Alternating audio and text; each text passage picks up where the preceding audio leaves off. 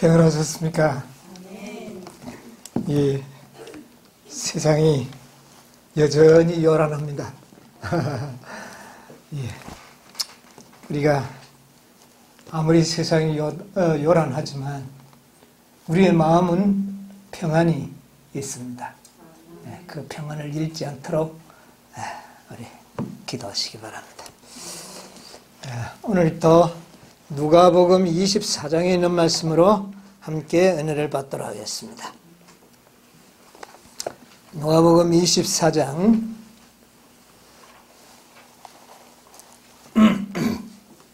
33절로부터 있는 말씀을 제가 읽겠습니다. 33절입니다.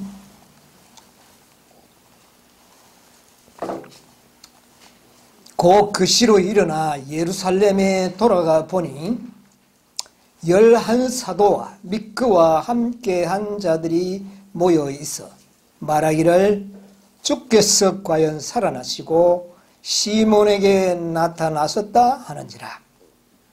두 사람도 길에서 된 일과 예수께서 떡을 떼심으로 자기들에게 알려지신 것을 말하더라. 이 말을 할 때에 예수께서 친히 그 가운데 서서 가르사대 너희에게 평강이 있을지어다 하시니 저희가 놀라고 무서워하여 그 보는 것을 영으로 생각하는지라. 예수께서 가르사대 어찌하여 두려워하며 어찌하여 마음에 의심이 일어나느냐. 내 손과 발을 보고 나인 줄 알라. 또 나를 만져보라. 영은 살과 뼈가 없으되 너희 보는 바와 같이 나는 있느니라. 이 말씀을 하시고 손과 발을 보이시나 저희가 너무 기쁨으로 오히려 믿지 못하고 기이 여길 때에 이르시되 여기 무슨 먹을 것이 있느냐 하시니 이에 구운 생선 한 토막을 들이며 받으사 그 앞에서 잡수시더라. 네, 여기까지 읽겠습니다. 오늘은 지난 안식일에 이어서 엠마오의 두 제자의 후속편을 좀 생각을 해보려고 합니다. 엠마오로 돌아가던 이 두 제자가 자기와 동행하던 한 3시간 동안 동행한 그 나그네가 예수님인 것을 발견하고 너무 기뻐서 그 소식을 전하기 위하여 그 밤에 왔던 길을 되돌아갑니다. 한 2, 3km를 아마 넘어지며 자빠지며 이 기쁜 소식을 전해야 되겠다는 마음을 가지고 동료들이 있는 그 다락방, 마지막 만찬을 먹었던 아마 다락방인 것 같습니다. 돌아갑니다. 문을 꼭꼭 잠겼지만은 자기들의 이름들을 대니까 안에서 문을 따줬습니다. 그때 보이지 않는 한 분이 그 사람과 같이 그 문을 들어갔었어요.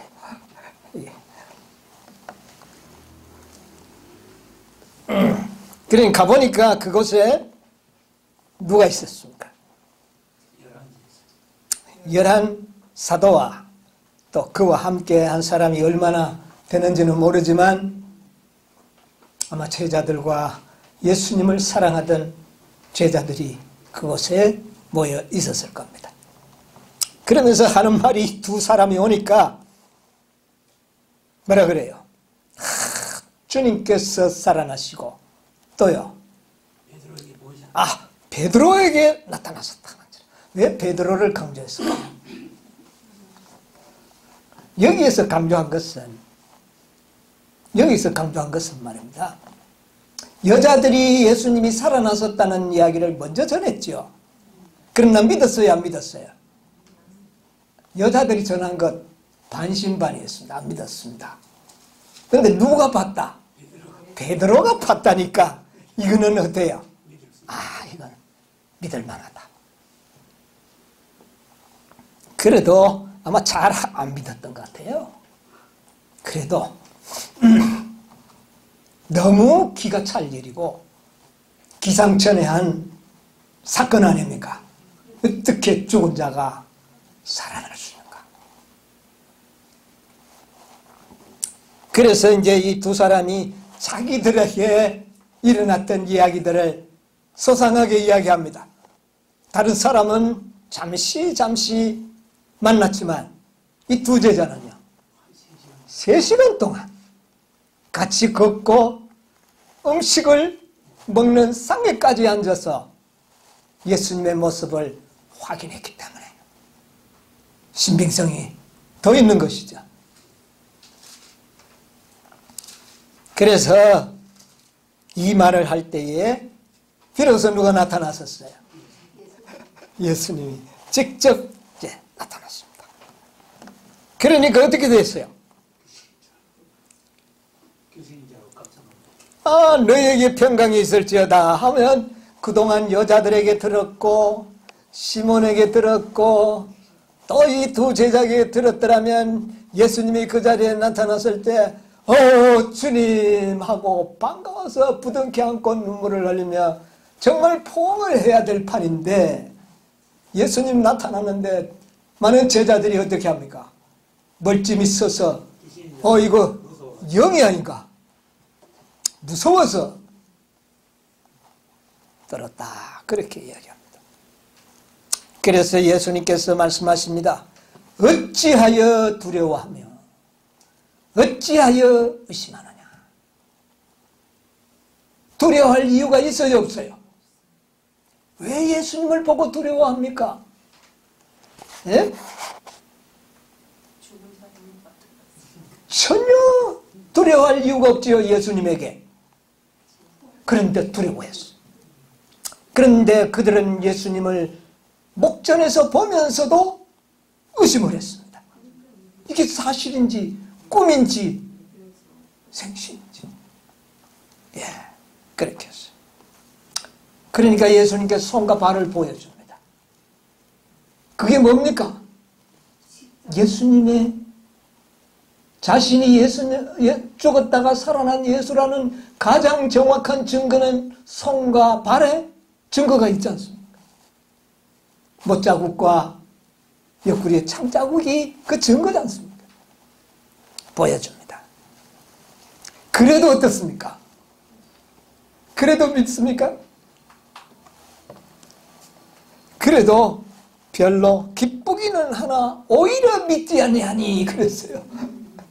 기쁘기는 한데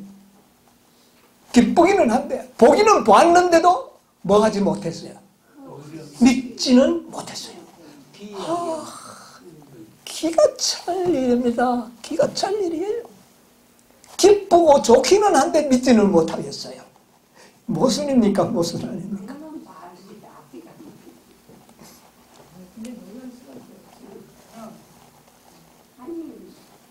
예수님이 그것은 예수님이 죽었다 살아난다는 사실을 까마득히 믿지 않았기 때문에 안 믿었기 때문에 보았지만은 믿어지지 않는 거예요. 왜? 이거는 있을 수 없는 일이기 때문에 여러분 이렇게 되는 겁니다.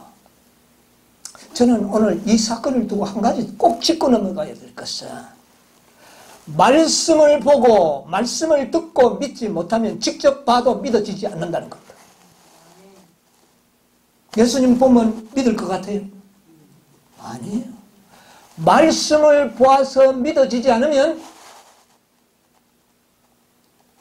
직접 우리가 예수님을 봐도 어떻게 해요? 믿어지지 않는다. 확실합니까? 안 합니까? 네. 말씀을 보고 믿지 않는 자는 실제적으로 보아도 믿지 않는다. 부자와 나사로의 이야기 가운데 보면 부자가 지옥에서 뭐라 그럽니까? 아브라함에게 나를 좀 저 땅에 내려가게 해서 우리 친척들 만나가지고 좀 나사로를 보냈다 그랬습니까? 네, 나사로를 보내가지고 그 사람들 만나가지고 좀 이런 곳에 오지 않고 하나님을 잘 믿으라고 좀 부탁해달라고 그렇게 이야기하니까 아브라함이 뭐라고 그랬습니까? 아브라함이 뭐라고 대답했죠? 뭐를 믿지 않는 자는 말씀을, 선지자의 말씀을, 모세의 글을 믿지 않는 자는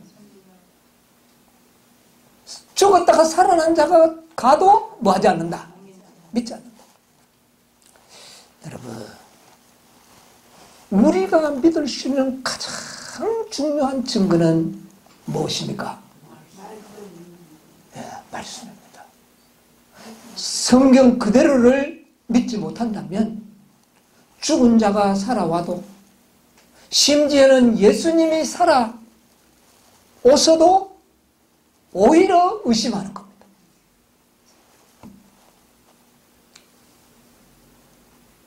여러분, 오늘 우리에게 이 성경이 우리 손에 들려지고 성령이 우리에게 역사하시고 이 말을 우리에게 증거해주는 이 은혜의 기간 동안에 성경을 믿고 성경을 통하여 확신을 갖는 그런 믿음을 가지시게 되기를 바랍니다. 아멘. 말씀의 기근이 오고 은혜의 때가 끝이 나면 이 말씀은 성령의 역사가 없으면 이 말씀은 아무런 감동을 우리에게 주지 못할 거예요. 그때 아무리 봐도 소용이 없어요. 지금입니다. 지금. 우리는 말씀을 보고 믿는 믿음을 가져야 되는 겁니다. 저는 이 말씀을 보다 깜짝 놀랐어요. 이야, 말씀을 믿지 않는 자들은 예수를 직접 봐도 안 믿구나. 이걸 내가 확인했어요. 저는 이번에 확인했습니다. 이번 설교 준비하다가. 놀라운 발견 아닙니까? 난 이런 줄 몰랐어요. 보면 그거야 뭐 그렇기에 예수님께서 3시간 갈등까지 자신을 내가 부활한 예수라는 말을 제자들에게 하자는 겁니다.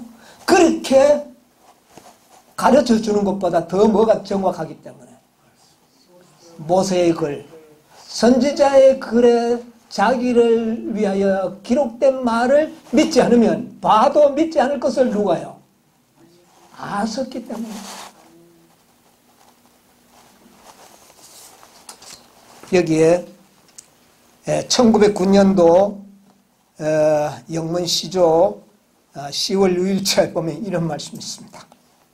한번 들어보세요. 예수님은 자기의 참모습을 그들에게 드러내는 일을 제일 먼저 하시지 않으시고 그들의 마음에 성경을 깨닫게 해 주셨다. 여러분 잘 기억하세요. 그분은 그의 성경 주해를 마칠 때까지 자기에 관하여 기록된 모세의 글과 선지자의 글에서 이 글은 바로 죽은 예수를 상징하여 기록되었다는 사실을 쫙 주석해 줄 때까지 그들에게 다른 사람인 채 하시고 그분의 생애와 품성과 이 땅에 대한 그분의 사명과 그분의 죽음과 부활에 대한 지적 신앙 가운데로 그들을 인도하셨다. 무슨 신앙? 지적 신앙. 지적 신앙. 예? 여러분 멍하니 목사 설교나 듣고 감동받았다고 하고 그것으로 깨달았다고 하는 그런 어떤 신앙 가지고 안 됩니다. 기도원처럼 실험해야 합니다. 땅이 마르도록 양털이 젖도록 실험해. 각자가. 그렇지 않으면 마지막 싸움에서 승리할 수가 없어요. 이 제자들이 얼마나 예수님 사랑했습니까? 네? 얼마나 사랑했습니까? 죽도록 사랑하겠다고 맹세했는데도 말씀을 믿지 않으니까 그 사랑이 다 어디 가버리고 그 믿음이 다 어디 가버렸어요. 그래서 사도 바울은 나중에 깨달았어요. 나는 변화산에서 예수님의 변화되는 모습을 친히 본 자라. 그러나 이것보다 더 확실한 예언이 있으니 어두운 데 비치는 등불과 같다. 뭐가요? 말씀이. 말씀을 보고 믿어야 된다는 것을 베드로는 나중에 깨달았습니다. 베드로는 나중에 깨달았는데 우리는 나중 깨달아가 되겠어요? 우리는 나중 깨달으면 안 돼요. 우리는 나중 깨달을 기회가 없어요. 우리는 실패하면 실패입니다. 지금 이 준비할 때 이 믿음을 준비해야 돼요. 우리는 말씀을 보고 예수님 본 것보다 더 확신을 가질 수 있는 믿음을 지금 배우고 지금 그런 믿음을 가지지 않으면 실제적인 실전에 들어가서 그때 우리가 실족한다면 우리는 기회가 없어요. 우리가 믿고 있는 믿음이 확실하다. 내가 믿고 있는 진리가 확실하다. 이걸 아주 확신해야 됩니다. 안 믿어지거든 실험하겠어요. 오늘은 양털만 젖도록 하고 내일은 양털만 마르도록 해달라고 여러분 그만큼 연구를 하시라고 말입니다. 확실해. 그래서 정말 요동하지 않는 내 믿음이 흔들리지 않는 믿음으로 준비를 하는 자들만이 마지막 승리자가 될 수가 있는 거죠. 그래서 예수님께서는 그들에게 하지 않았어요. 네. 확고한 뿌리가 내기를 바랐었다. 진리가. 이는 그 진리가 그분의 직접적인 증언에 의해서 지지를 받기 때문이 아니라 표상적 율법과 구약의 예언들이 예수님의 생애와 죽음의 사실과 일치함으로써 그 진리에 의심할 수 없는 증거들을 이 성경 자체가 제시하고 있기 때문입니다. 여러분 성경 자체에서 증거를 찾아내야 됩니다. 그 두 제자들을 위하여 주님께서 애쓰신 목적이 이루어졌을 때 두 제자들이 이제 한 3시간 동안 듣고 가다 보니까 예수님이 이래 죽으시는 것이 너무나도 확실한 진리였구나. 우리가 몰랐었구나. 의심이 사라지고 믿어질 때 예수님이 자신을 나타내신 거죠.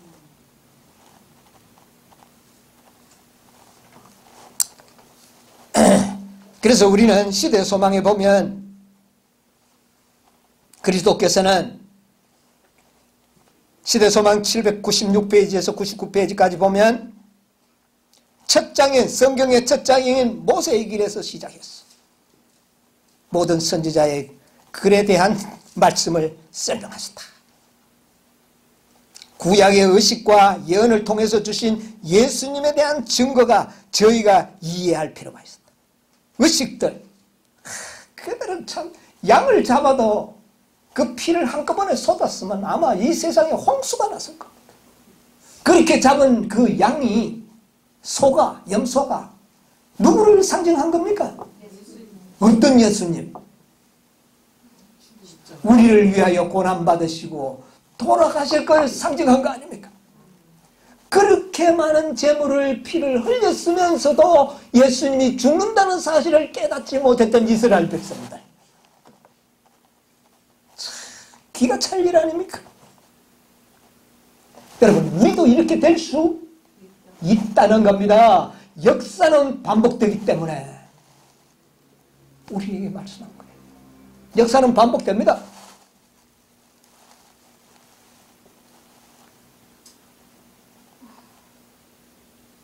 그들은 그리스도의 죽음으로 자신들의 모든 소망이 산산조각이 난 것으로 생각했다.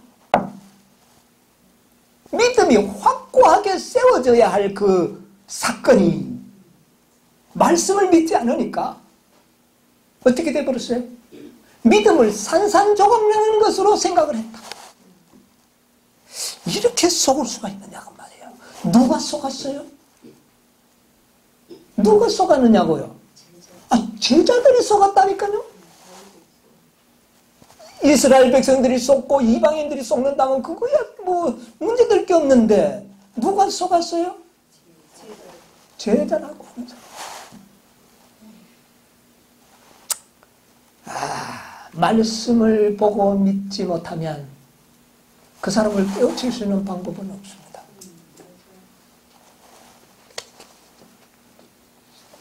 여러분, 이스라엘 백성들이 그렇게 예수님이 죽으실 것을 애당초 몰랐을까요?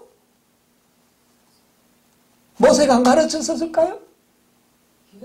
아브라함이 가르치지 않았어요? 이삭과 야곱이 가르치지 않았을까요? 모든 선지자들이 가르치지 않았을까요? 그런데 왜 잊어버립니까? 잊어버린 거예요. 잊어버린 거예요. 간과해버린 거예요. 여러분, 이스라엘 백성들이 뭐를 잊어버렸습니까? 옛날 이스라엘 백성들이 뭐를 잊어버렸어요? 자, 그들이 안식을 잊어버렸습니까? 안 잊어버렸어요. 그들이 건강기를 잃어버렸어요? 부정한 거 막 먹었습니까? 안 잊어버렸어요.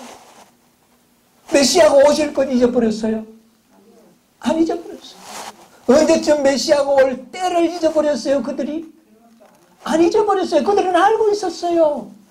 동방 박사들이 와서 헤로드 왕에게 질문해서 헤로드 왕이 제사장을 불러가 물어보니까 다 알았어요, 몰랐어요? 다 알고 있어요. 그런데 뭐를 몰랐어요? 메시아가 오셔서 고난받으시고 능욕받으시고 그리고 십자가에 돌아가실 것만 몰랐지 다 알았어요.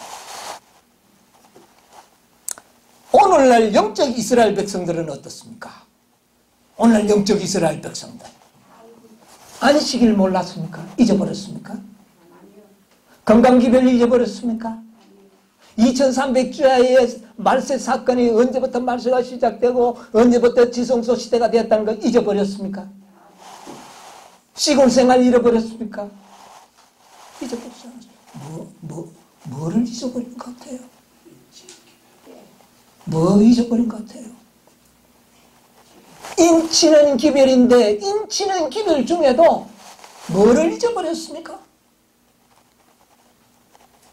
인치는 기별 중에도 오늘날 그들이 인치는 기별을 믿고 있습니다. 그런데 인치는 기별 중에도 뭐를 잊어버렸어요? 옛날 이스라엘 백성들이 메시아를 믿고 있었습니다. 그런데 뭐는 잊어버렸어요? 그가 죽으실 걸 몰랐어요. 오늘날 영적 이스라엘 백성들도요. 인치는 기별까지 믿고 있어요. 셋째 천사가 인친다고 그래요. 그런데 뭐를 잊어버렸어요? 인치는 기별인데 몇 명을 인을 친다는 것을 그들은 어떻게 해요? 간과해버려가지고 오늘날은 까마득히 어떻게 해요? 잊어버려요. 까마득히 어떻게 역사가 이렇게 반복이 되고 있는지 놀라지 않을 수 없습니다. 그들이 간과해버린 기별 14만 4천 진리 중에 헬 수 없는 무리와 14만 4천 무리를 구별할 줄 모르게 됐습니다. 14만 4천 무리를 헬 수 없는 무리라고 혼돈해버립니다. 여러분, 우리가 지난 안식일에 충분히 연구를 했습니다. 그런데 오늘 또 이야기해야 됩니다. 왜요? 충분히 시험하고 이렇게 시험했다가 이렇게 시험하는 겁니다. 어제 저녁에는 땅은 마르고 양털은 어떻게 했어요? 적게 했어요. 그런데 오늘은 어떻게 해요? 땅은 적고 양털은 바삭바르는 거예요. 똑같은 건데, 똑같은 일인데 더 확실하게 아는 방법이에요.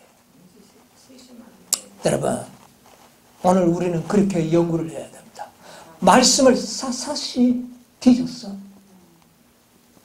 확실하게 결코 흔들리지 않도록 우리의 믿음이 흔들리지 않도록 연구를 해야 되는 겁니다. 그러기 위해서 오늘 제가 또 말씀드려요. 초기명지 279페이지에 보니까 성도들의 수요가 차서 인치는 사업은 어떻게 해요? 마쳤음을 보고하였다. 그러자 예수님께서는 중보하시던 향로를 던졌다. 그리고는 불의한 자는 그대로 불의하고 의로운 자는 그대로 의로라. 그리고는 다 이루었다. 선언했죠. 뭐가 찼어? 바로 요걸 잊어버린 겁니다. 14만 4천 그들 믿어요. 그런데 수요가 찬다는 사실을 모르고 있어요. 14만 4천인의 수요가. 그래서 그 밑에 좀 내려가 보면 279페이지에서 81페이지에 넘어가 보면 이런 말씀이 기록되어 있어요.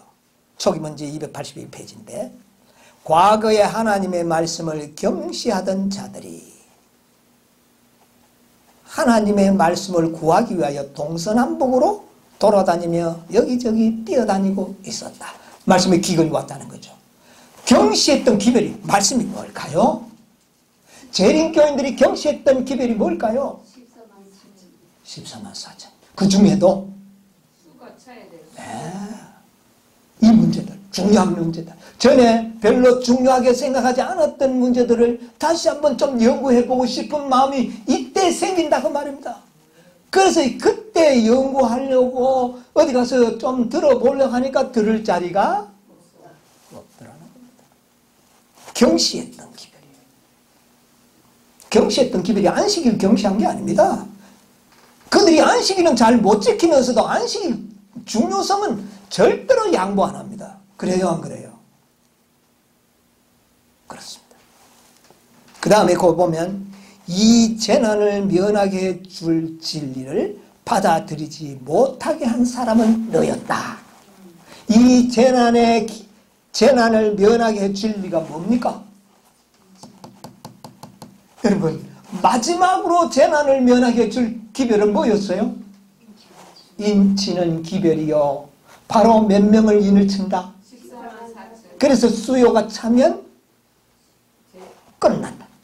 더 이상은 더 은혜의 기간이 없다. 이게 바로 우리에게 재난을 면하게 해줄 기별. 그때는 인이 없는 자는 에스겔 9장에 보니까 남녀노유, 부녀자들, 심지어 어린 아이들이라도 살려가라.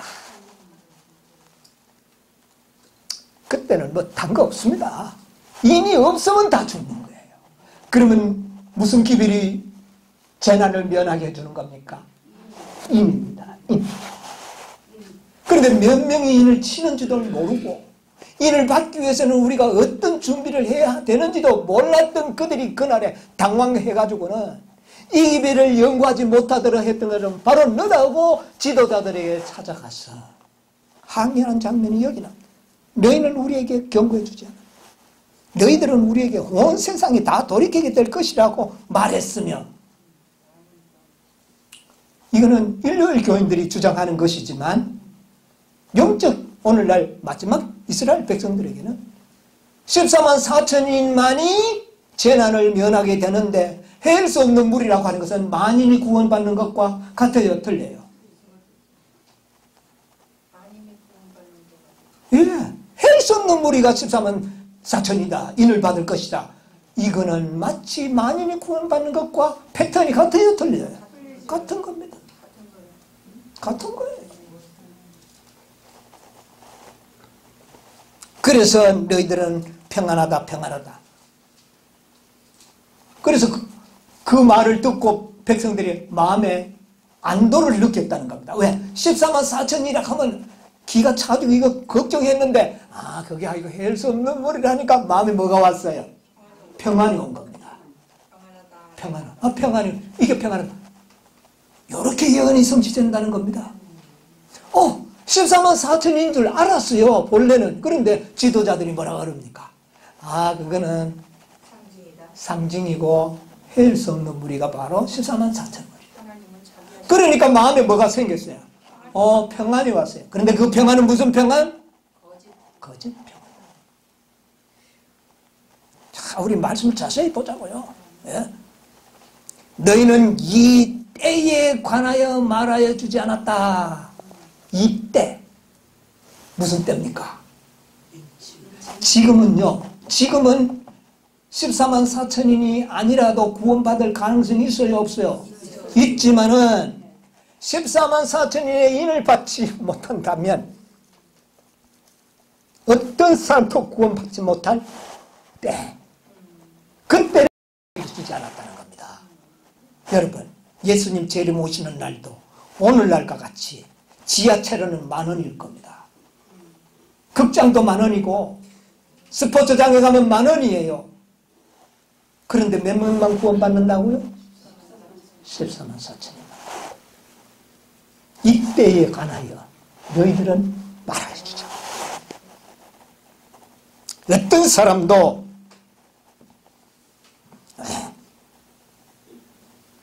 그래서 이런 기별을 가르치는 자들을 너희들은 광신자다. 우리를 괴롭히는 자라고 너희들은 말했다. 여러분, 이 진리 전하면 우리가 오늘날은 꼭 뭐 같아요? 광신자. 어떤 형제는 우리처럼 가르치는 자들은 다 이단이라고 말해도 좋다. 그래. 여러분, 어떻게 이 예언이 이미 우리들에게 보여지고 있어요.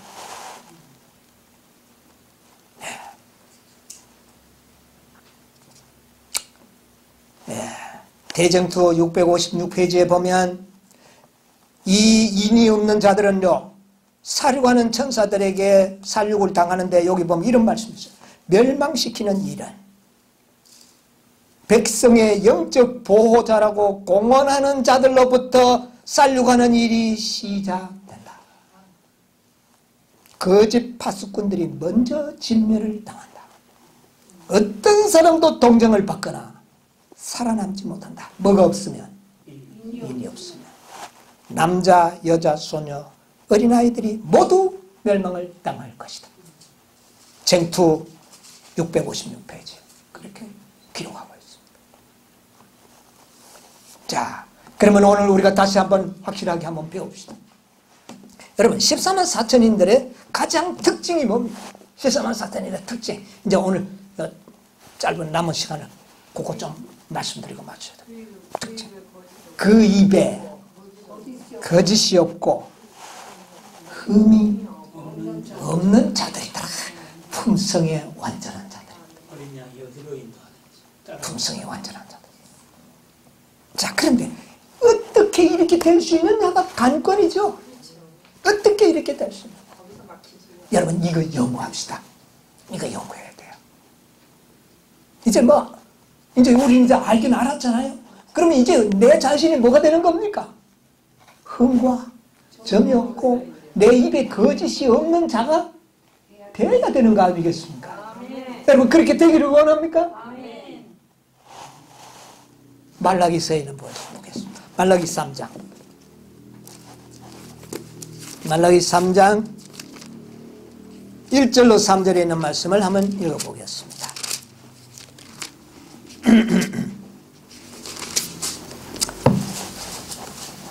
만군의 여호와가 이르노라. 보라, 내가 내 사자를 보내리니 그가 내 앞에서 길을 예비할 것이요 또 너희의 구하는 바 주가 호련히 그 전에 임하리니 곧 너희의 사모하는 바 언약의 사자가 임할 것이라. 그의 임하는 날을 누가 능히 당하며 그의 나타나는 때에 누가 능히 서리요. 그는 금을 연단하는 자의 불과 표백하는 자의 잿물과 같을 것이라. 그가 은을 연단하여 깨끗게 하는 자같이 앉아서 레위 자손을 깨끗게 하되 금, 은같이 그들을 연단하리니 그들이 의로운 제물을 나 여호와께 드릴 것이라. 예, 됐습니다. 아멘. 자, 여기에서 우리 이거 몰라서 배우는 게 아닙니다.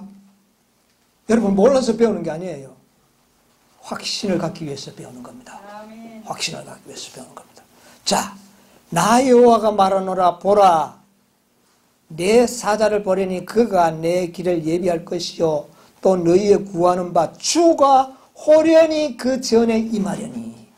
주가 호련히 그 전에 임하리니. 그 다음에 곧 너희의 산화하는 바 언약의 사자가 임할 것이다. 이분이 누굽니까? 예수님입니다. 어디에 임할 것이다? 전에 임할 것이다. 그런데 연애신에 보면 이 전은 어느 전입니까? 성소입니까? 뜰입니까? 지성소입니까? 지성소. 예, 우리 확인해 나가겠습니다.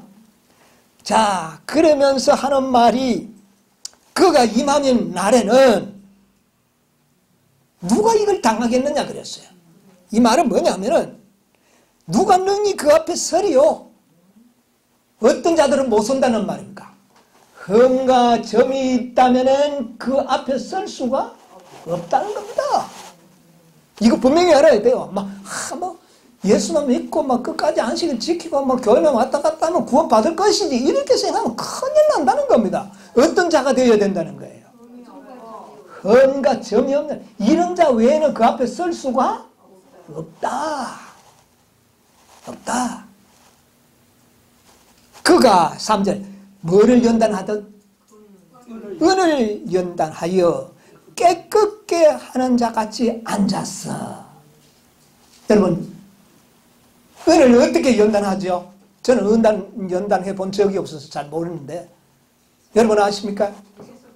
어디에다 집어넣어요? 풀무. 뜨거운 불에 집어넣어요. 은을 연단할 수 있는 유일의 방법은 풀무에 들어가는 것입니다. 여러분 겁나지 않습니까? 무슨 말 하는지 좀 짐작이 가죠? 자, 깨끗게 하는 자가 앉아서 누구를? 레위 자손을 깨끗게 하되 금강같이 그를 연단하리니 그들이 연단받은 후에 의로운 제물을 나 여호와께 드릴 것이야. 이들은 흠과 점이 없는 자들이 됐다. 그날에 그렇게 한다는 겁니다. 그날에 주가 호련히 그 전에 임하는 그때부터 레위 자손을 연단하는데 마치 은을 연단하듯이 금을 연단하듯이 불로 연단해서 결과적으로 이 레위 자손을 어떻게 해요? 하나님 앞에 흠과 점이 없는 제물을 드리도록 만들겠다. 누가 만들겠다? 여호와의 언약의 사자가 아버지와 아들이 언약을 했어요. 아버지와 아들이 언약을 했다고요. 무슨 언약을 했는지 아십니까? 내가 그들을 위하여 목숨을 버리겠나이다. 또 하나는 내가 그들을 흠과 점이 없는 아버지의 품성과 같이 온전한 사람으로 내가 만들겠습니다고 언약했던 그 사자가 1844년 지성소에 들어가셨다고 말입니다. 그렇죠? 예수님이 들어. 그래서 예수님이 이제 이 기별을 믿는 자들을 연단하소서 뭐가 없는 자로?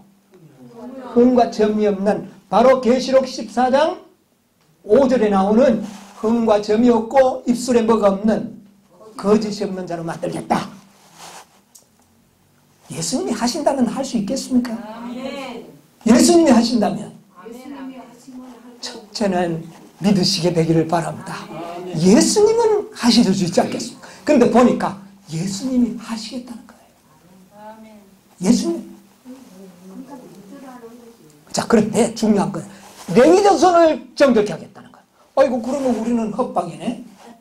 우리는 무슨 자손이 아니니까. 자, 여기에 비밀이 또 들어있습니다. 이 1844년의 예언입니다. 대쟁투 656페이지 보면 425페이지에서 6페이지에 보면 이 말씀을 좀 읽어드릴게 보세요. 426페이지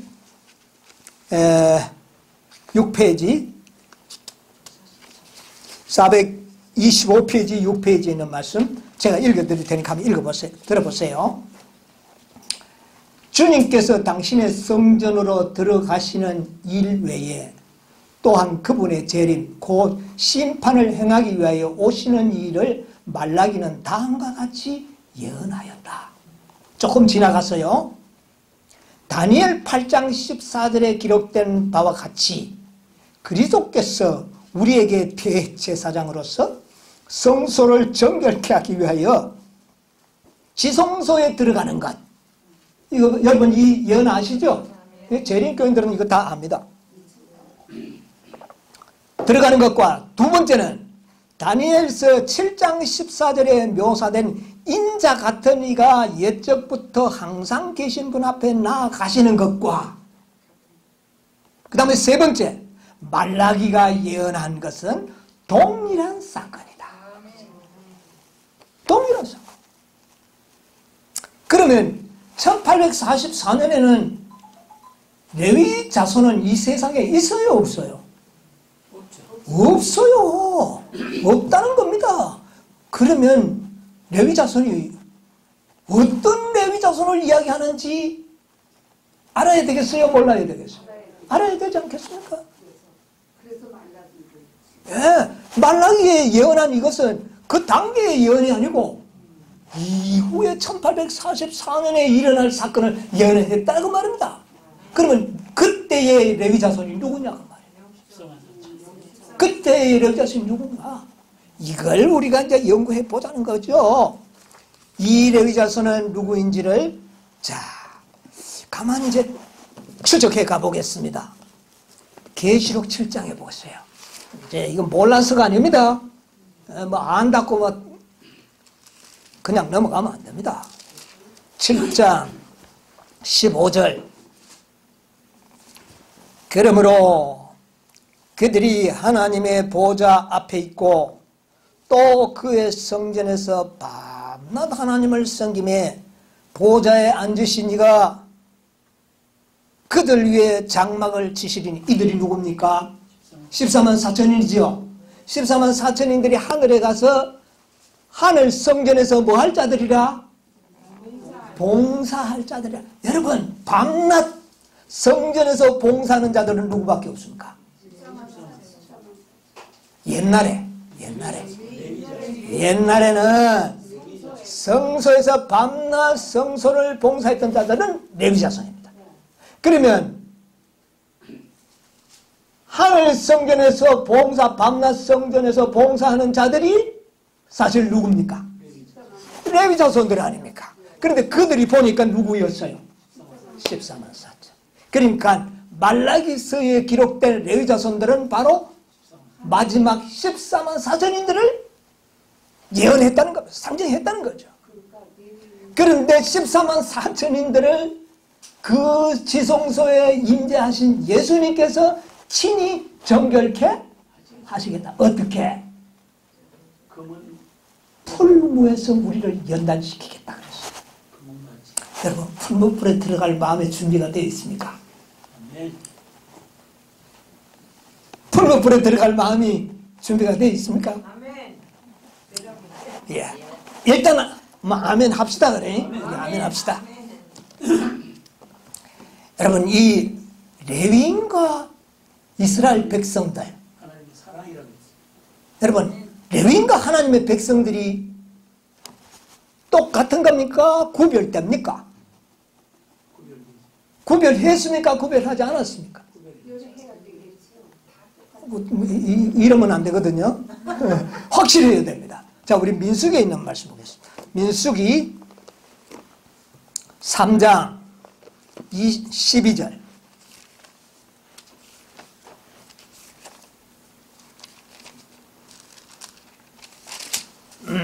뭐라 그랬습니까?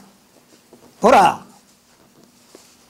내가 이스라엘 자손 중에서 누구를 택하여? 레위인을 택하여 이스라엘 자손 중 모든 첫 해에 처음 난 자를 대신케 하였은즉 레위인은 구별했습니까? 안 했습니까? 일반 백성과 구별했죠? 레위인은 누구의 것이라? 내 것이라. 45절 반복해서 이야기합니다. 45절 읽어보세요. 이스라엘 자손 중 모든 처음 그건가요?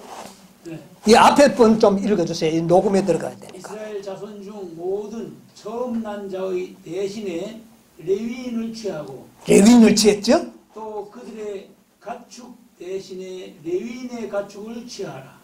레위인은 내 것이라. 레위인은 누구 것이라? 내 것이라. 구별했습니까? 안 했습니까? 구별했습니다. 헤을 수 없는 무리와 14만 4천 무리가 구별됩니까? 안 됩니까? 구별되는데 이것을 구별하지 않는 것이 오늘날 재림교회에 간과해버린 문제들입니다. 그러니까 14만 4천인만 구원받는다고 생각했는데 헤을 수 없는 무리를 하니까 한숨을 쉬고 그러면 구원받을 가능성이 좀 있다고 생각하도록 마음에 위안을 받도록 거짓 평화를 주는 평안하다 평안하다. 자, 8장 19절 보세요. 8장 19절. 레위기서 8장 19절. 민수기야, 민수기. 내가 이스라엘 자손 중에서 레위인을 취하여 누구를 취하여? 예. 그들을 아론과 그 아들들에게 선물로 주어서 그들로 회막에서 이스라엘 자손을 대신하여 그들을 해막에서 누구를 대신해서? 이스라엘 모든 백성을 대신하여 뭐 한다? 봉사하게 하고 또 이스라엘 자손을 위하여 속죄도 하게 한다. 이는 이스라엘 자손이 성소에 가까이 할 때 그들 중에 재앙이 없게 하려 하였습니다. 이게 바로 14만 4천인들의 사명인데 이들이 바로 레위인들이라는 겁니다. 계시록 7장 15절에 보니까 확실합니까? 안 합니까? 레위인과 일반 백성들은 분명히 구별됐습니다. 마찬가지로 오늘날도 14만 4천인과 헤을 수 없는 무리는 분명히 구별돼야 되고 구별되는 겁니다. 확실합니다. 절대로 섞으면 안 됩니다. 그러면 이방인들이 어떻게 레위인이 될 수 있느냐? 우리 무슨 사람입니까? 실제적으로 보면 우리는 이방인들이었죠. 이방인들이 레위인이 될 수 있는지 없는지를 예언이 되어 있어야 합니다. 그래야 안 그래요? 그 근거가 없으면 또 논쟁이 벌어집니다. 자, 이사야 66장을 봅시다. 이사야 66장 18절로 21절. 때가 이르면 열방에서 열족을 모으리니 이들이 유대인입니까? 이방인입니까? 이방인들을 이야기하는 겁니다. 이제 계속 보세요. 그들이 와서 나의 영광을 볼 것이며 그들이 와서 영광을 볼 것이고 내가 그들 중에 징조를 세워서 그들 중 도피한 자를 열방 곧 다시스와 뿔과 활을 당기는 그릇과 및 두발과 19절은 건드고 20절 보세요. 시간이 없으니까. 나 여호와가 말하노라. 이스라엘 자손이 예물을 깨끗한 그릇에 담아 여호와의 집에 드림같이 옛날에 의식적으로 그들이 성소에 깨끗한 제물을 드렸죠. 그와 같이 그 다음에요. 너희 모든 형제를 열방에서 열방에서 나의 성산 예루살렘으로 말과 수레와 교자와 노새와 약대에 태우다가 여호와께 예물을 드릴 것이라. 열방인들이 이방인들이 하나님 앞에 예물을 드릴 것이라. 그 다음에 나는 그 중에서 택하여 제사장과 레위인을 삼으리라. 자, 이 레위인은 이방인입니까? 유대인입니까? 이방인들 중에서 레위 자손을 택하겠다는 예언이 있지 않습니까? 확실합니까? 그럼 이방인 중에서 내가 레위인을 택하겠다. 그들이 14만 4천들.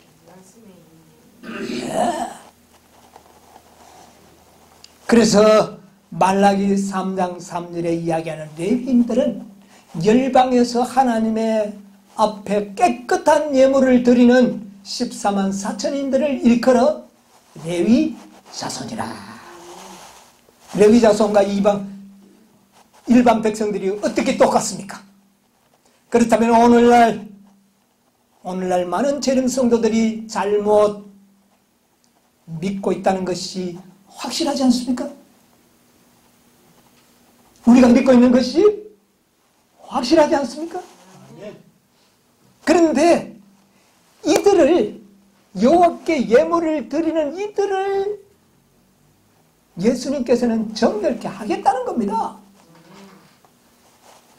요거는 나중에 또 기회가 있으면 구약 성경을 이용해서 레위인들을 어떻게 깨끗하게 했는지 구약 성경이 잘 기록이 되어 있는데 오늘은 연구하지 않겠습니다.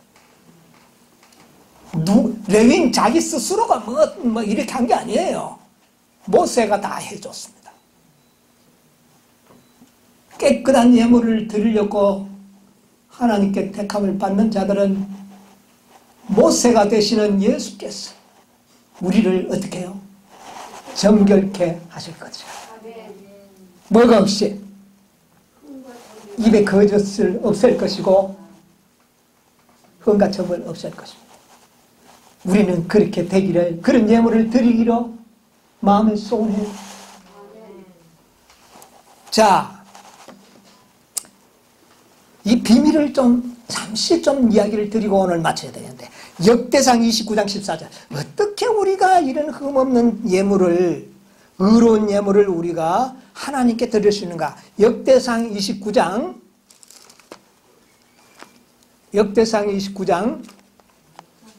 14절로 가면 읽으세요.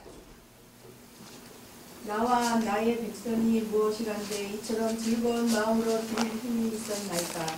모든 것이 주께로 많이 남았사오니 우리가 주의 손에서 받은 것으로 주께 드렸을 뿐이니.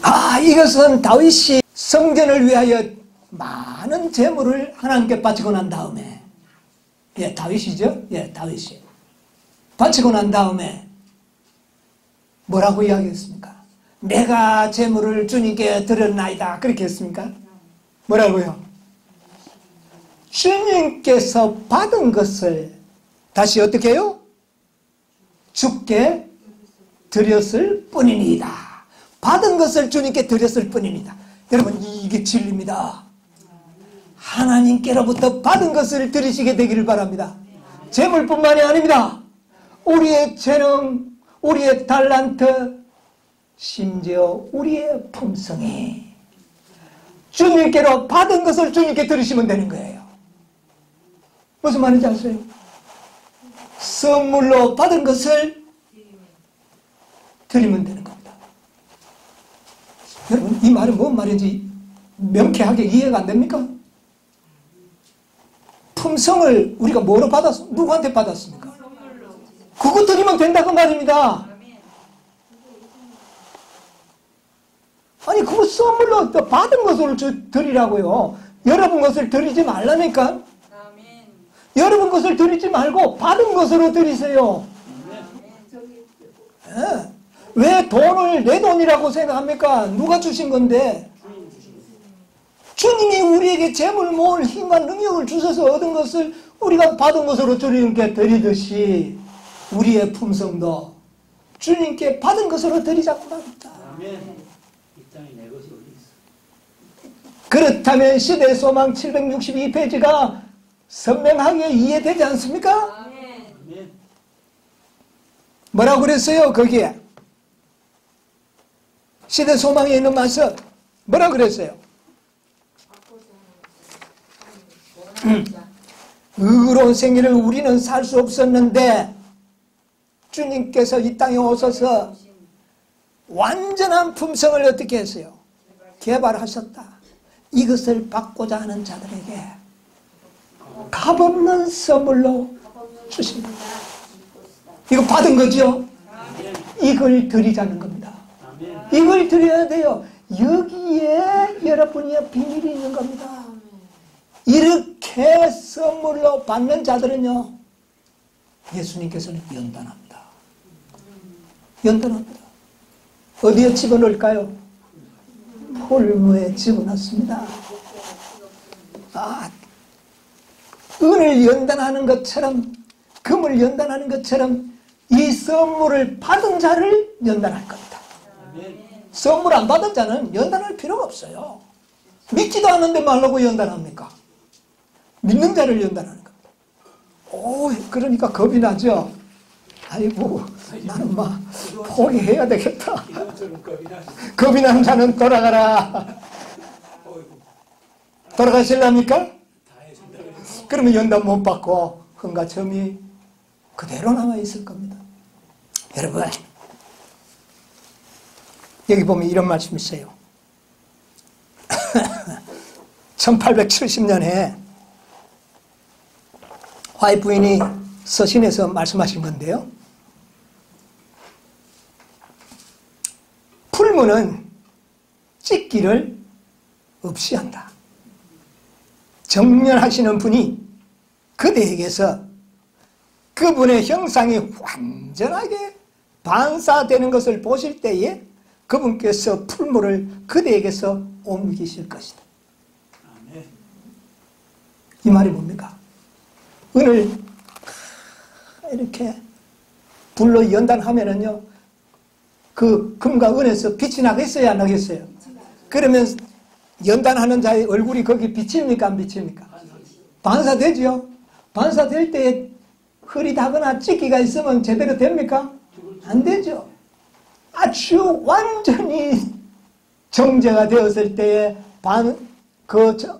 연단하시는 분의 얼굴이 선명하게 나타나면 그 풀물을 옮겨버린다는 거예요. 다 됐다는 겁니다. 여러분, 그때까지 여러분 견뎌야 됩니다. 아이고, 힘들어서 어떻게 하시겠습니까? 그러나 중요한 것은 믿으시기 바랍니다. 그대를 타 없어지도록 내버려지거나 불과 같은 호된 시련을 그대가 순결하게 되는데 필요 이상으로 오래 참도록 하시지 아니하실 것이다. 다 됐는데 계속 풀무에 넣어놓지 않겠다는 겁니다. 그리고 타서 없어지도록 하지는 여러분, 이걸 믿으시게 되기를 바랍니다. 감당치 못할 시험은 너희에게 여러분, 감사하지 않습니까? 우리가 정년되면 더 이상 시련을 그치시겠다. 주님께서 하실 겁니다. 절대로 타도록 하지 않을 겁니다.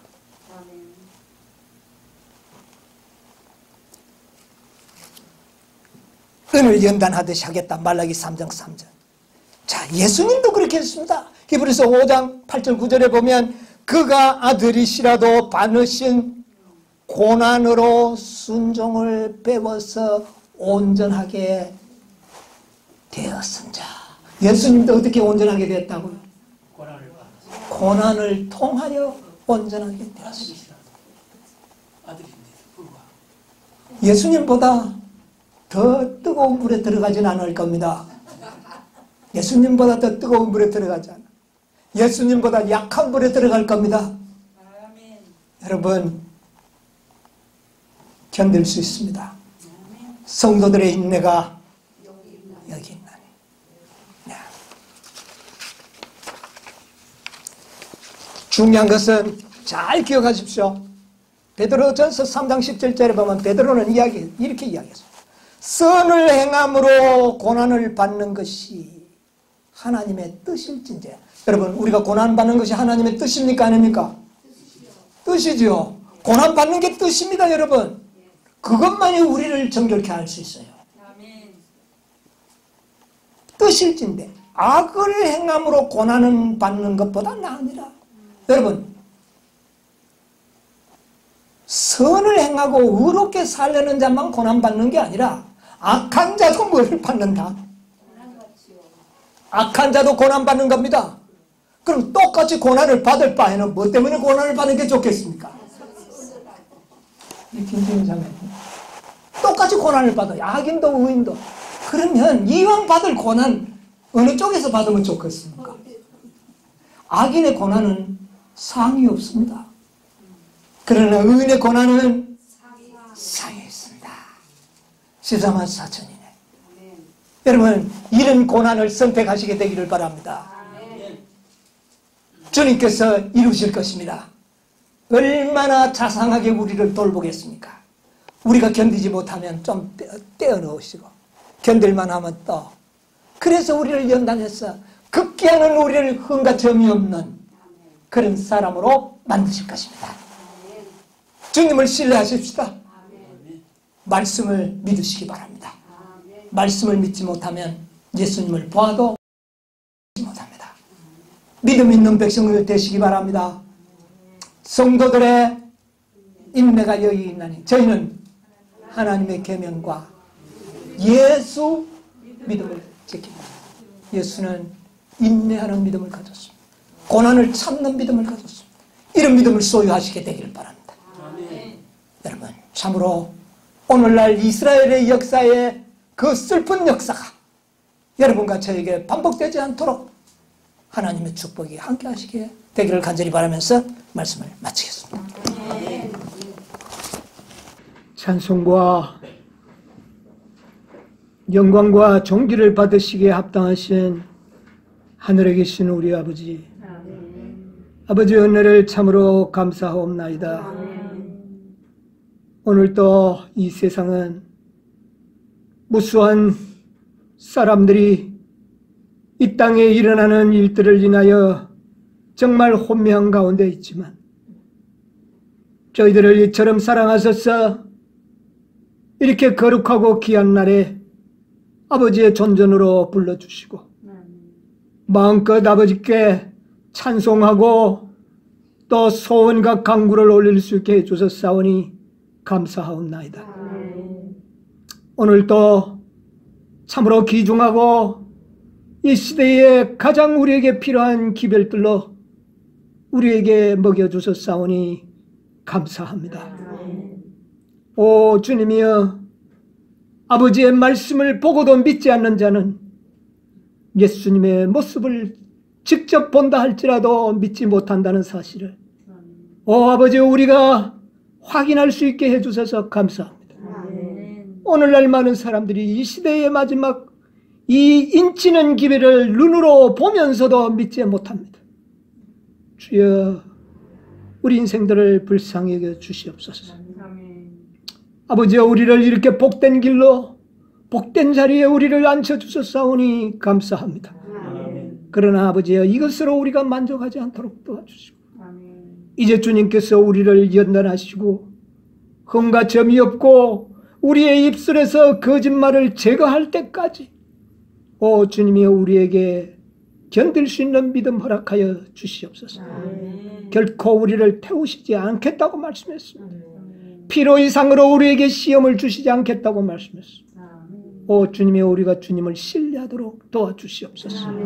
그리하여 우리가 그날에 참으로 우리 모두가 흠과 점이 없이 입술에 거짓이 없는 그런 사람들로 주님 앞에 설 수 있도록 도와주시고 정말 주님의 성전에서 봉사하기에 부족함이 없는 그런 사람들로 만들어 주시옵기를 간절히 빌고 원하옵나이다. 오늘 나오지 못한 아버지와 우리의 형제 자매들 저희들과 같이 축복하여 주시옵소서. 이제는 아버지의 무궁한 사랑과 우리 주님의 그 크신 은혜와 성령의 감화 감동하심이 우리 모두에게 함께하여 주옵시기를 예수님의 이름으로 기도하옵나이다. 아멘.